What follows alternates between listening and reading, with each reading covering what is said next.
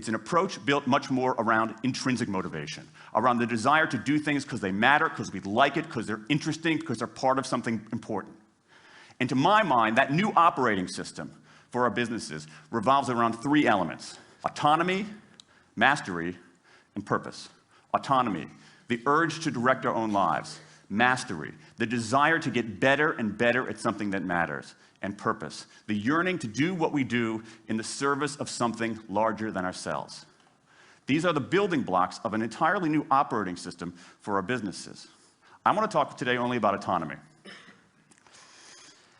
In the 20th century, we came up with this idea of management. Management did not emanate from nature. Okay? Management isn't it's not a tree, it's a television set. Okay? Somebody invented it. And it doesn't mean it's going to work forever. Management is great. Traditional notions of management are great if you want compliance. But if you want engagement, self-direction works better. Let me give you some examples of some kind of radical notions of self-direction. And what this means, you don't see a lot of it, but you see the first stirrings of something really interesting going on. Because what it means is, it means paying people adequately and fairly, absolutely. Getting the issue of money off the table, and then giving people lots of autonomy. Let me give you some examples. How many of you have heard of the company Atlassian? Okay, looks like less than half.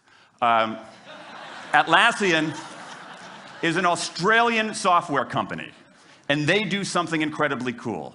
A few times a year, they tell their engineers, go for the next 24 hours and work on anything you want. As long as it's not part of your regular job, work on anything you want. So the engineers use this time to come up with a cool patch of code, to come up with an elegant hack. Then they present all of these stuff that they've developed to their teammates, to the rest of the company, in this wild and woolly all-hands meeting at the end of the day.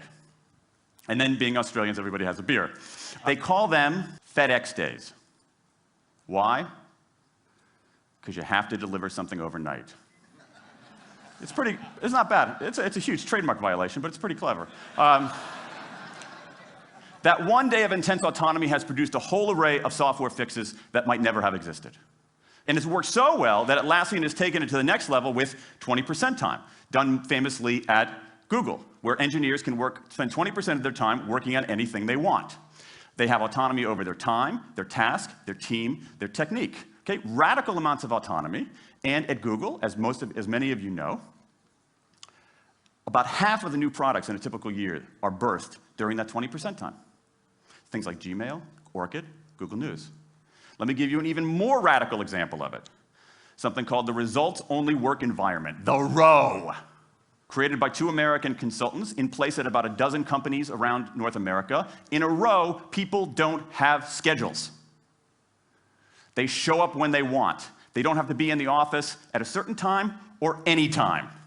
They just have to get their work done. How they do it, when they do it, where they do it, is totally up to them. Meetings in these kinds of environments are optional. What happens? Almost across the board. Productivity goes up, worker engagement goes up, worker satisfaction goes up, turnover goes down. Autonomy, mastery, and purpose. These are the building blocks of a new way of doing things. Now, some of you might look